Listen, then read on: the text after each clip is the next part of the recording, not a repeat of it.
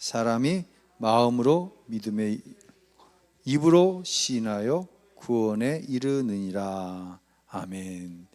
자, 우리 한번 읽어주시겠습니까?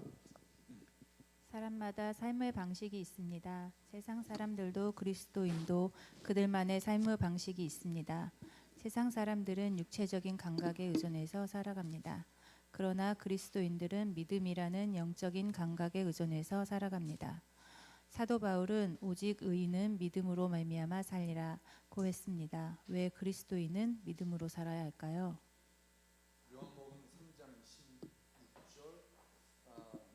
읽겠습니다. 하나님이 세상을 이처럼 사랑하사 독생자를 주셨으니 이는 그를 믿는 자마다 멸망하지 않고 영생을 얻게 하려 하심이라.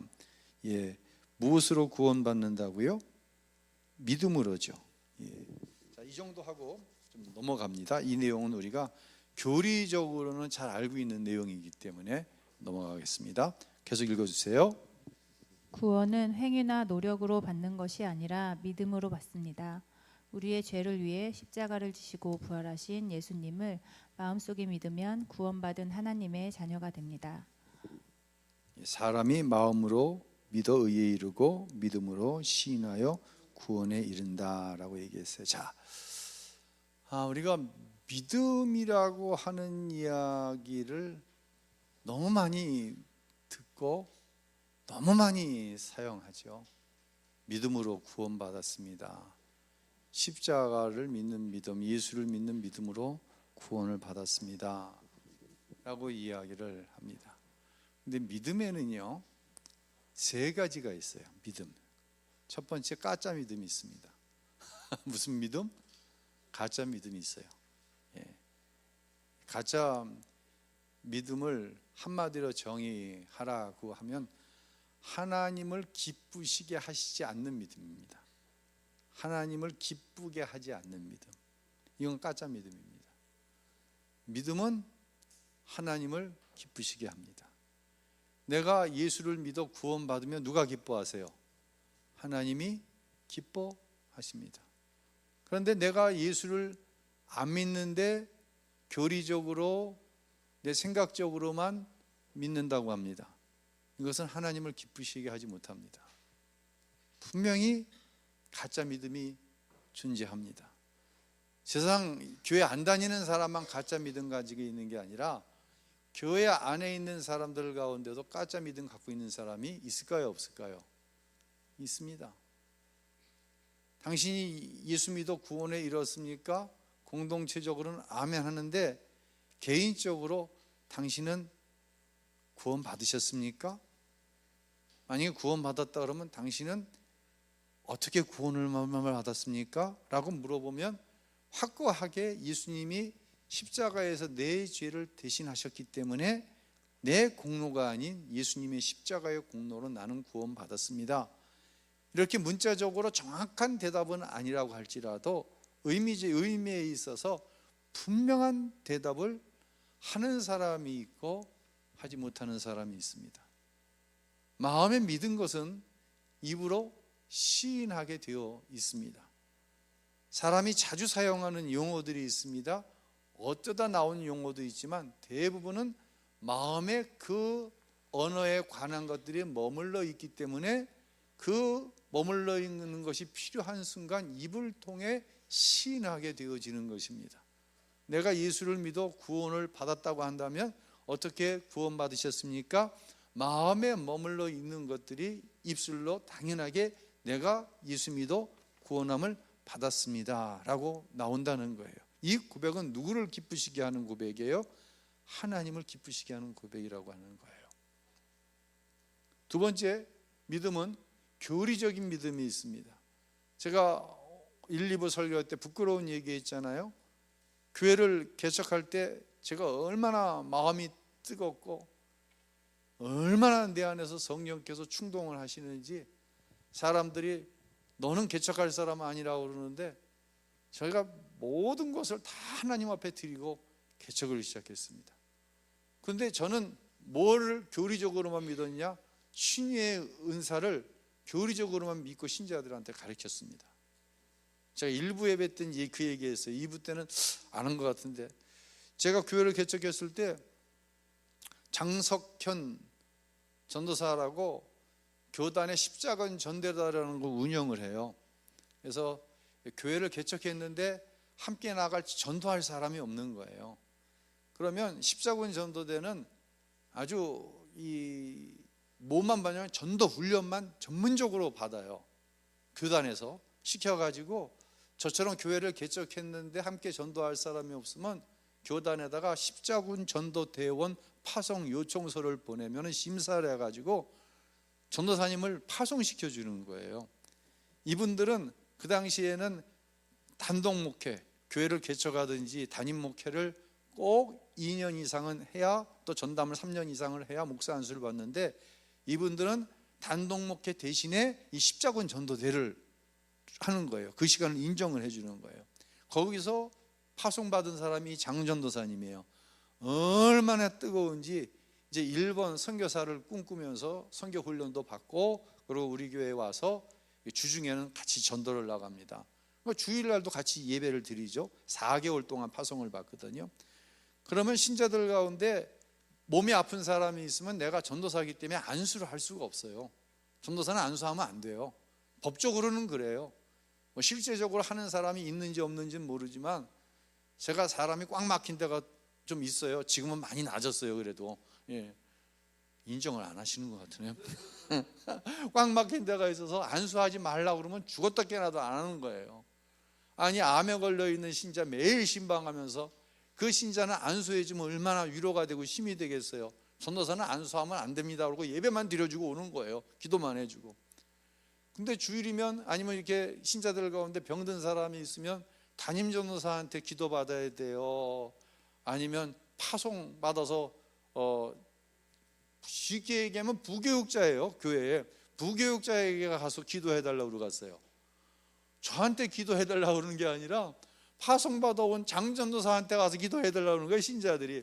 신자들이 모르는 것 같아서 다 알아요. 우리 전도사님은 신유의 능력이 없다는 것을 아는 거예요. 장전도사님한테 가서 기도해달라는 거예요. 그러니까 저는 무엇으로만 신유의 능력을 아는 사람이에요? 교리적으로만 아는 사람이에요. 교리적으로만 믿는 거예요. 여기엔 능력이 나타나지 않아요. 예수님이 나를 위해서 십자가에 죽으셨다는 사실을 교리적으로만 믿는 사람은요, 하나님의 자녀된 권세를 가지고 나타나며 살지 못해요. 이 교리적으로 믿는 사람. 세 번째는 믿어지는 사람이 있어요. 그냥 믿어져.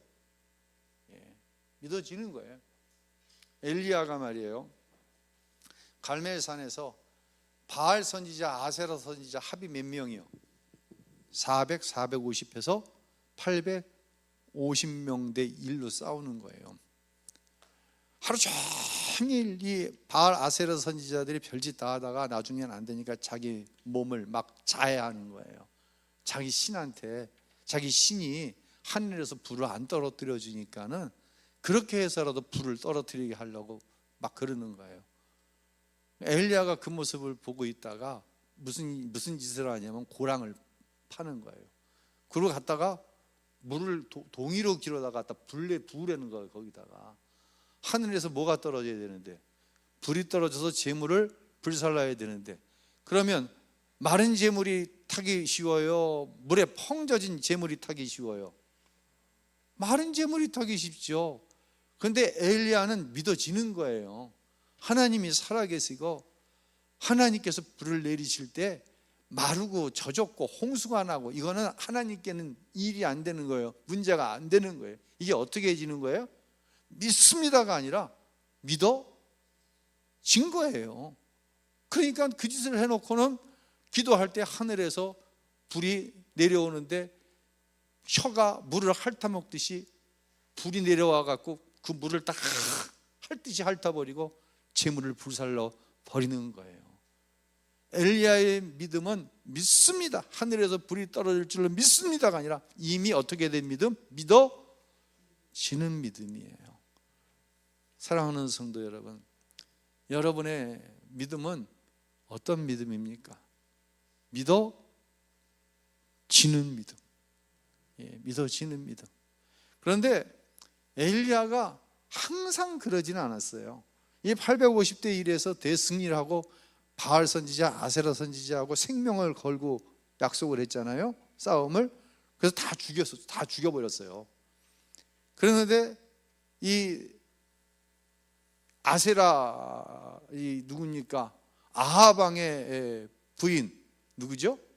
이세벨이 엘리야 잡아 죽이겠다고 쫓아오니까 도망질을 치잖아요. 도망쳐갖고는 뭐라 그래요? 낙심해갖고 하나님, 나 위에는 하나님을 섬기는 선지자들이 다 없습니다. 다 하나님 배반하고요, 배반하지 않는 사람은 죽음 당하고요, 하나도 없습니다. 나밖에 안 남았습니다. 나 못하겠어요. 나 좀 데려가세요, 수체. 이렇게 절망합니다. 절망하는 거예요. 그러니까 우리는 분명히 믿음의 한계를 가지고 있어요, 없어요? 가지고 있어요. 그래서 우리가 끊임없이 기도해야 되는 이유, 금요일마다 모여서 왜 그렇게 부르짖으면서 기도를 하냐고요. 솔직한 얘기를 요즘엔 힘에 딸려 진짜. 주여 3번 부르고 한 3번만 기도하면은 혀에서 단내가 나는 것 같아. 그래도 기도하는 거예요. 왜? 내가 나를 알아. 분명히 하나님이 믿어져. 하나님이 하실 일이 믿어져. 근데 어떤 때는 고난이 오고 환난이 오면 모두 와. 절망도 오는 거예요. 이게 안 지켜지는 거예요, 내 마음이. 그러니까 항상 성령 충만하면 항상 믿어지는 거예요. 이 상태보다 더 좋은 상태가 없어지니 길 쓰고 하나님 앞에 성령으로 충만하게 해달라고. 제자들이 3년 반 동안 예수님이 쫓아다니면서 온갖 기적을 다 보았잖아요. 예수님과 함께 온갖 기적을 다 행했잖아요. 그래도 되는 거예요? 안 되는 거예요? 안 되는 거예요. 뭐가 오지 않으면, 뭐가 내 안에 충만하지 않으면, 성령 충만, 다른 말로 하나님으로 충만하지 않으면요, 850대 1에서 그렇게 승리하고도 나 좀 죽여주세요, 나밖에 없습니다, 이게 우리의 모습이거든요. 그러나 분명한 것은 뭐냐면 엘리야는 믿어지는 믿음이에요. 이 믿음이 24시간 우리 안에 있다고 한다면, 1년 365일 우리 안에 있다고 한다면 절망, 고난 와요. 때로는 무너집니다. 그런데 이게 점점 지는 숫자보다 이기는 숫자가 늘어나네. 어느 순간 보니까 계속 이기고 있는 거예요, 지금. 아멘. 계속 이기는 거예요. 우리가 주님처럼 항상 퍼펙트 하진 못해요. 우리는 완전하지는 못해요. 그런데 내 모습을 볼 때 온전한 거예요. 내 모습 속에서 온전함을 발견하는 거예요. 하나님으로 인해서. 이 믿음이 있어요. 즉, 왜 믿음으로 살아야 되는가? 믿어져야 돼요. 믿으면 하겠네, 주 예수만 믿어서. 믿으면 하는 거예요. 믿으면. 안 믿으면 못하는 거예요. 자, 이 기본적인 것을 가지고 계속 한번 읽어주시겠어요? 많은 사람이 자신이 예수님을 믿고 있다는 증거로 마음의 평안을 이야기합니다. 구원받은 사람은 죄 사함을 통하여 내적인 평안을 누립니다. 그러나 죄 사함을 받아서 평안한 것이 아니라 죄 사함을 받았다는 사실이 믿어졌기 때문에 평안한 것입니다. 믿어졌기 때문에. 계속요. 예를 들어 부모님께 잘못을 저질렀는데 용서를 받았습니다. 그런데 평안하지 않을 때가 있습니다. 자신이 진짜 용서받았다는 사실을 믿지 못하기 때문입니다. 그러나 용서받았다는 사실을 확신하게 되면 평안을 누리게 됩니다. 구원의 확신도 꼭 그와 같은 것입니다. 이사야서 53장 5절 한번 읽겠습니다. 그가 찔림은 우리의 허물 때문이요 그가 상함은 우리의 죄악 때문이라. 그가 징계를 받음으로 우리는 평화를 누리고 그가 채찍에 맞음으로 우리는 나음을 얻었도다. 자, 이 말씀은 우리에게 허물과 죄가 용서함 받았다고 하는 믿음을 주죠. 마태복음 8장 17절입니다. 이는 선지자 이사야를 통하여 하신 말씀에 우리의 연약한 것을 친히 담당하시고 병을 짊어지셨도다 함을 이루려 하심이더라. 연약함과 질병이 예수 이름으로 치유된다고 하는 믿음을 말씀하고 계시는 거예요. 계속 읽겠습니다.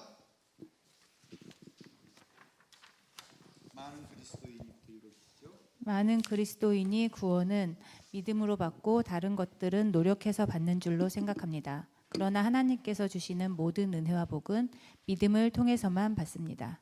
구원에 대한 믿음은 가지고 있지만 치유하심에 대한 믿음이 없어서 치유함을 받지 못하는 이들이 있습니다.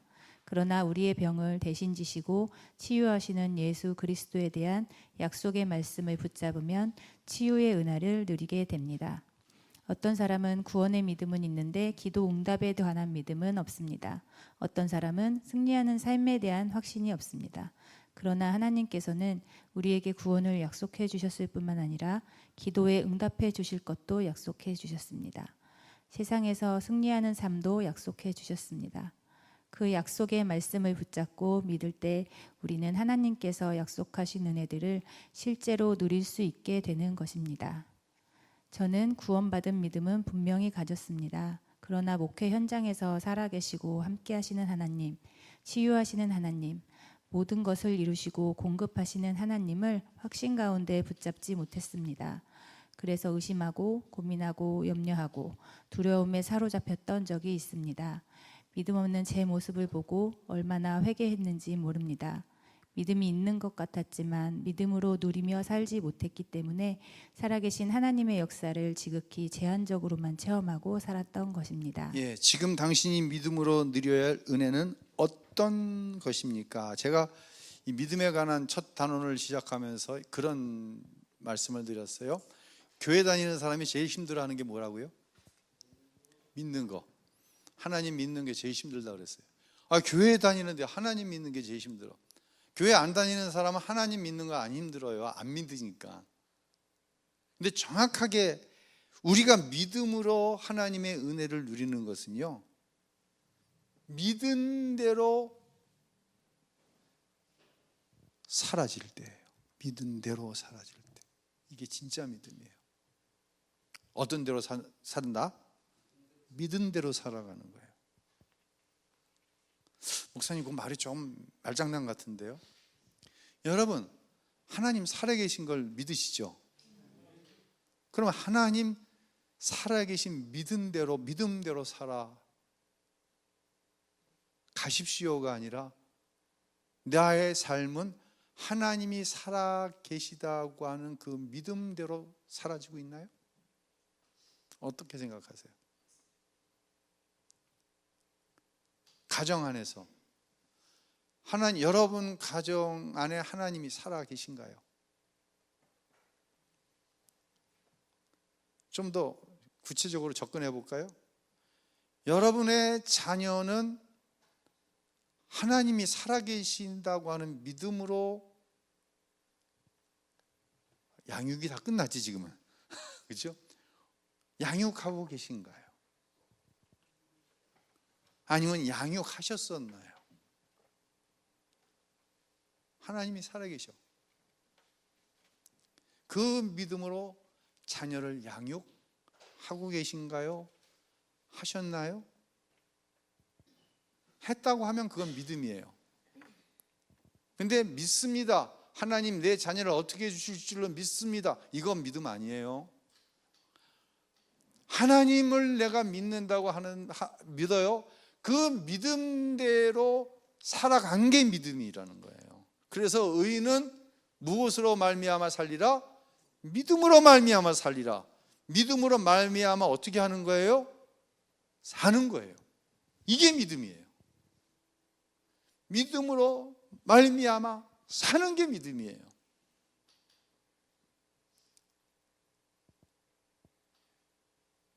내가 그리스도와 함께 십자가에 못 박혔느니 그러지 이제는 내가 사는 것이 아니라 내 안에 그리스도께서 사시는 것이라.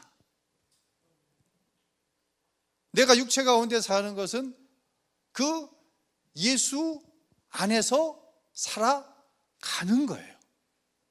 이게 나는 죽고 내 안에 예수님이 사시는 거예요. 그러니까 믿음은 믿음대로 살아가는 게 진짜 믿음이라는 거예요. 믿습니다가 아니라, 교리적으로 믿는 게 아니라 하나님이 믿어지니 믿음대로 사는 게 제일 쉬워지는 거예요. 근데 이게 내 공로로 된 것이 아니기 때문에 이것을 가르쳐서 우리는 은혜다라고 얘기하는 거예요. 그러니까 우리가 받은 가장 큰 은혜는 십자가의 은혜이고, 또 다른 큰 은혜는 이 십자가의 은혜 안에서 하나님이 믿어져 믿음으로 살아가는 거예요. 그래서요, 오카는 목사님이 이런 말씀을 하셨어요. 십자가가 없는 은혜는 천박한 믿음이라고 그랬어요. 십자가가 없는 은혜는 천박한 믿음이다. 이 이야기는 은혜 받았다는 얘기 함부로 하지 말아라. 십자가에서 예수를 만나지 않았는데 당신이 은혜 받았다고 한다면 당신은 천박하게 신앙생활하는 것이다. 오카는 목사님이 이런 말씀을 하시는데 정말 머리가 찡하고 가슴이 찢어지는 듯한 느낌을 느끼는 것이죠. 그래서요, 12명의 정탐꾼을 보냈을 때 여호수아와 갈렙 이야기를 합니다. 이제 가나안 땅에 들어갑니다. 모든 지파가 제비를 뽑아가지고 각 지파대로 땅을 분배를 받습니다. 이때 갈렙이 나섭니다. 갈렙이 나서가지고 뭐라고 이야기를 하냐면요, 여호수아서 14장 12절 한번 띄워주세요. 여호수아 14장 12절, 자, 우리 한번 읽어보겠습니다. 시작. 그날에 여호와께서 말씀하신 이 산지를 지금 내게 주소서. 당신도 그날에 들으셨거니와 그곳에는 아낙 사람이 있고 그 성읍들은 크고 견고할지라도 여호와께서 나와 함께 하시면 내가 여호와께서 말씀하신 대로 그들을 쫓아내리이다 하니. 아멘. 다 이 헤브론 산지는 안 가려고 그래요. 그곳에는 아낙 자손들이 살고 있어요. 그들은 당시에 철기 문화가 아닌데 이미 철병거를 가지고 있어요. 도저히 자기 힘으로는 이 아낙 자손들을 쫓아낼 수가 없어요. 근데 갈렙이 이야기하는 거예요. 저 산지를 내게 달라는 거예요. 왜? 하나님이 함께 계시면. 여기서 계시면이라는 것은 계실 수도 있고 안 계실 수도 있다는 그런 얘기가 아니에요. 하나님이 계시다는 거예요. 하나님이 살아계시기 때문에 하나님의 말씀대로 반드시 이루어진다는 거예요. 그러니 누구도 가기를 꺼려하는 헤브론 산지를 나에게 달래는 거예요. 이거는 어떤 믿음이에요? 믿습니다예요? 아니에요. 믿어지는 거예요. 믿어지니 믿어진 대로 하는 거예요. 그러니까 하나님은 지금도 이런 믿음의 사람들을 통해 일하시는 거예요. 다시 말씀드립니다. 하나님을 기쁘시게 하지 않는 믿음은 가짜 믿음이라니까요. 이건 내 영광, 내 생각, 내 주장, 나를 기쁘게 하는 것, 나를 드러내게 하는 것. 그래서 무엇을 이뤘다? 이건 하나님으로부터 오는 믿음이 아니에요. 믿음의 출발점이 다른 거예요. 자, 계속 한번 읽어보시겠어요? 우리가 믿음으로 순종하면 하나님께서는 우리를 통해 자신의 일들을 행하십니다. 예, 자 보세요. 우리가 믿음으로 순종하면 어떻게 순종해요? 믿어지는 만큼 순종하는 거예요. 아멘. 안 믿어지는데 어떻게 순종을 합니까? 안 믿어져도 순종하더라고요. 근데 선 그어놓고 하는 거예요. 그래서 흔히 믿음의 분량만큼 복을 받는다고 그러는데 왜 그러냐? 믿음의 분량만큼 뭐예요? 순종하거든요. 하나님이 100% 믿어지면 전적으로 하나님 앞에 순종하거든요. 이 순종으로 하나님은 우리에게 약속하신 축복을 이루어 가시는 거예요. 자, 계속 읽어주시죠. 우리는 대부분 우리는 대부분 하나님께 순종하기보다는 돈이나 능력 등을 더 중요하게 생각하여 일을 처리할 때가 많습니다. 그것이 바로 우리가 삶에서 하나님의 역사를 경험할 수 없도록 만드는 이유입니다. 그러나 우리가 믿음으로 순종하면 달라집니다. 하나님께서 순종하고자 하는 사람은 기도하지 않을 수 없습니다. 우리가 기도의 자리에 나가면 그때부터 하나님은 일을 시작하시고 간증거리를 만들어냅니다. 1996년 제가 소속되어 있던 지방회에서 한 미자립교회의 예배당 건물 구입을 돕는 일이 추진되고 있었습니다. 제가 목회하던 교회도 그 일에 동참해야 했었지만 당시 교회 재정 상황은 100만 원도 다른 교회를 지원하기 어려운 형편에 있었습니다. 만일 교회 형편에 맞춘다면 부담은 없겠지만 지방화에서 목표로 하는 미자립교회 예배당 건물 마련은 불가능했습니다. 그렇다고 자립기금 목표에 맞추어 부담하기에는 교회 재정에 상당한 무리가 올 상황이었습니다.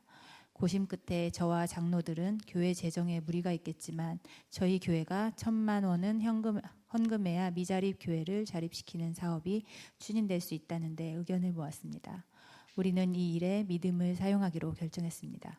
그런데 놀랍게도 2개월 안에 1,000만 원 이상의 헌금이 들어와 송금할 수 있었습니다. 한 교회가 이렇게 앞장서자 지방 내 다른 교회들도 적극적으로 호응했고 후원을 받은 미자립교회는 예배당 건물을 분양받을 수 있었습니다. 믿음으로 하나님의 역사를 경험하게 된 것입니다. 우리가 믿음으로 사는 사람인지를 가장 잘 드러내 보여주는 것이 우리의 얼굴 표정과 분위기입니다. 우리가 내 안에 계신 예수님을 알고 믿으면 얼굴 표정과 분위기가 달라집니다. 우리와 함께 계신 예수님을 정말 믿으면 어려운 상황 가운데 있더라도 얼굴에 평온함과 기쁨이 나타납니다. 어디 믿는 데가 있나 봐요 라는 말처럼 정말 믿는 데가 있기 때문입니다. 어느 건물의 입구에서 꽃을 파는 할머니가 있었습니다. 할머니는 얼굴에 주름이 많고 옷차림도 허름했습니다. 그러나 늘 밝은 표정으로 주위 사람들을 즐겁게 해주었습니다. 한 번은 건물 주인이 할머니에게 물었습니다. 무슨 좋은 일이 있으시나 봐요. 표정이 항상 밝으세요. 그러자 할머니가 대답했습니다. 제 걱정을 트럭에 담으면 아마 100대 분량도 더 될 겁니다. 그런데 어떻게 그런 맑은 표정을 지을 수 있으세요? 무슨 특별한 비결이 있나요? 할머니는 행복한 삶의 비결을 들려주었습니다. 내게 특별한 비결이 하나 있어요. 저는 고통에 닥치면 예수님의 십자가와 부활을 생각합니다. 예수님께서 무덤에 머물러 계셨던 사흘을 생각하면서 기다리면 사흘 뒤에는 어김없이 새로운 해가 뜬답니다.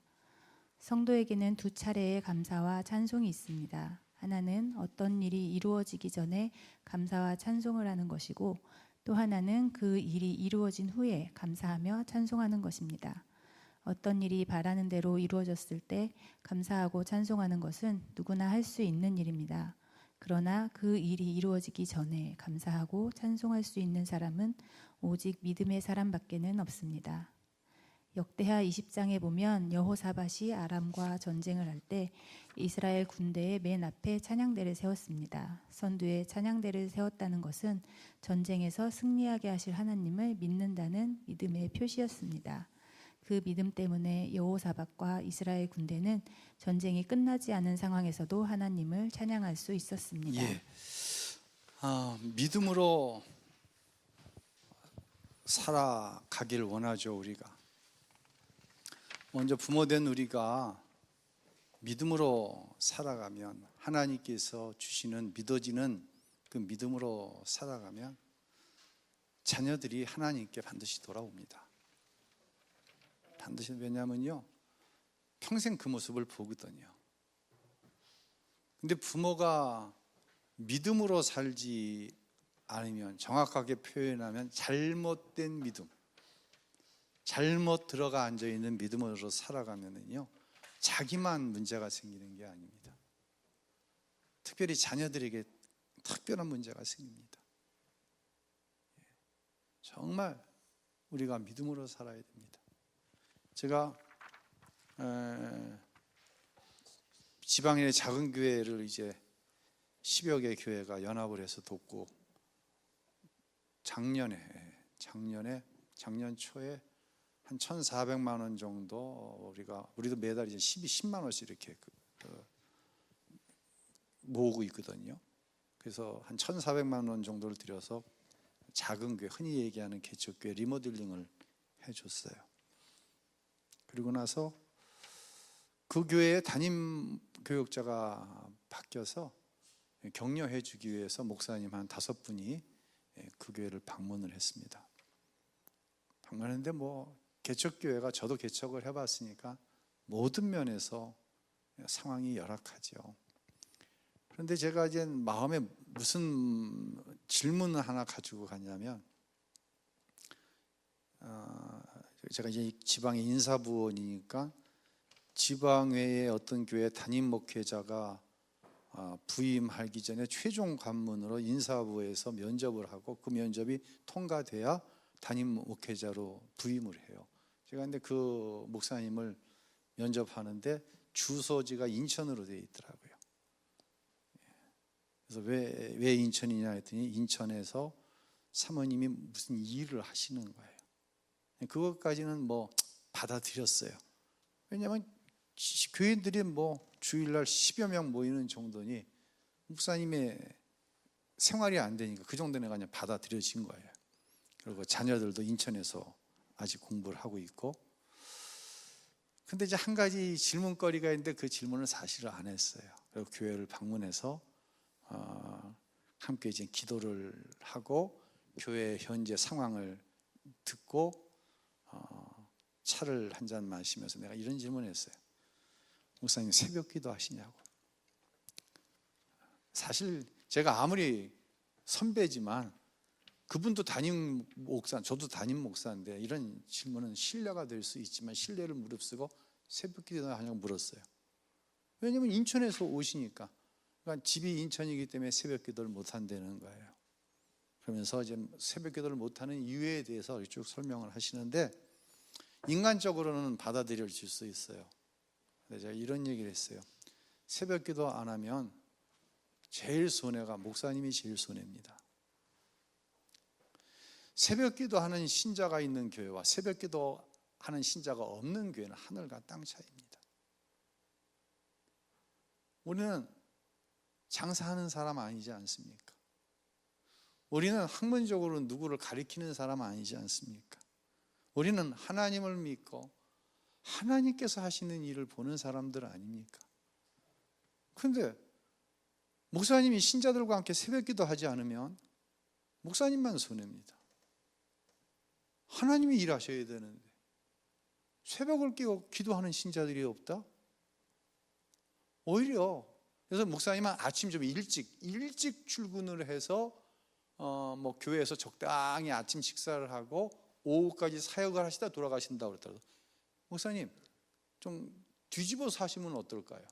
좀 힘들지만 새벽에 오셔서 한 명이 되었든 두 명이 되었든 우리 신자가 되었든 자기 교회가 멀어서 자기 교회 못 가고 이 교회 와서 새벽 기도를 하든 새벽 기도하고 교회 한 구석에다가 침대 하나 놓고 간이 침대 하나 놓고 주무시고 혹시 일찍 퇴근을 하시면 어떻습니까? 굉장히 신뢰되는 얘기지만 그런 이야기를 했어요. 또 요즘에 금야 심야 기도가 없는 교회들이 제가 보기엔 절반인데요. 특별히 코로나가 지나가면서 있던 것도 많이들 없애더라고요. 제가 그런 얘기를 하는 거예요. 이제 거의 99%가 다 후배들이니까 이렇게 이야기를 하다가 심야 기도 하냐고 제가 물어봅니다. 아마 이러이러한 상황에서 안 한다 그러면 제가 또 얘기합니다. 안 하면 목사님만 손해라고. 하나님 앞에 부르짖어 기도하는 교인이 있는 교회가 목회하기 쉽겠냐? 1년 12달 외부에서 강사 데려다가 며칠 부르짖고 마는 교회가 목회하기 쉽겠냐? 한번 생각해 봐라. 어떤 교회가 쉽겠어요? 심야 기도 자체는 하는 게 힘들어요. 그러니까 안 하면 목회자는 땡큐예요. 근데 이거 정말 미련한 거라니까요, 이게. 기도해야 된다니까요. 기도해야 목회가 쉽다니까요. 신자들이 기도해야 목회가 쉬워진다니까요. 왜요? 하나님이 믿어지는 신자들을 데리고 함께 목회해야지 목회가 쉽지. 하나님 안 믿으면서 맨날 믿는다고 말만 하는 성도들 데리고 목회가, 이건 목회가 아니에요. 아수라판이지. 예. 말을 하면 하나님이 주신 말을 해야 되죠. 아멘. 예. 눈빛이 하나님이 주시는 눈빛을 가지고 서로 대화를 나눠야죠. 아멘.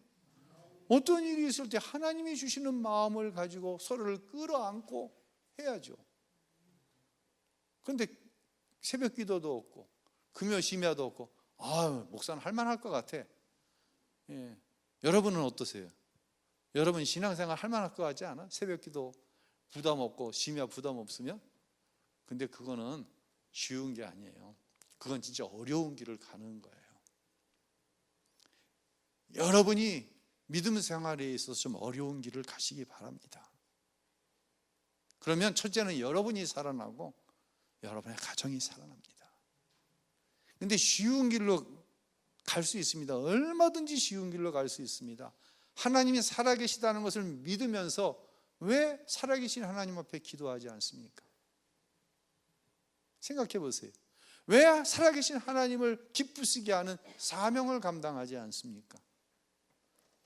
그거는 새벽기도 목사가 안 하고 심야기도 안 하는 목사하고 똑같으니까, 쉽다니까요. 근데 그건 절대로 쉬운 길을 가는 게 아니라 어려운 길을 자초해서 가는 거예요. 그거는 왜요? 하나님이 주시는 믿음, 믿어지는 믿음이 있어야 순종도 하고, 순종한 만큼, 믿어지는 믿음을 가지고 하나님 앞에 순종하는 만큼 하나님의 축복하신 약속을 누리며 살아가는 것이거든요.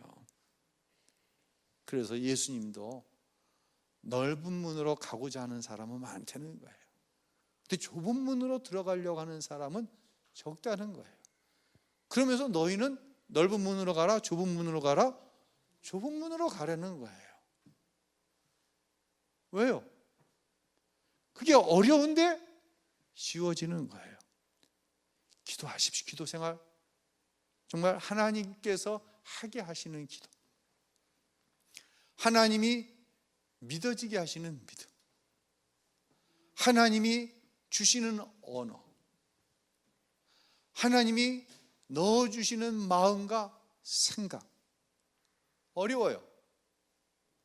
근데 하나님이 하게 하시면 어렵지 않아요.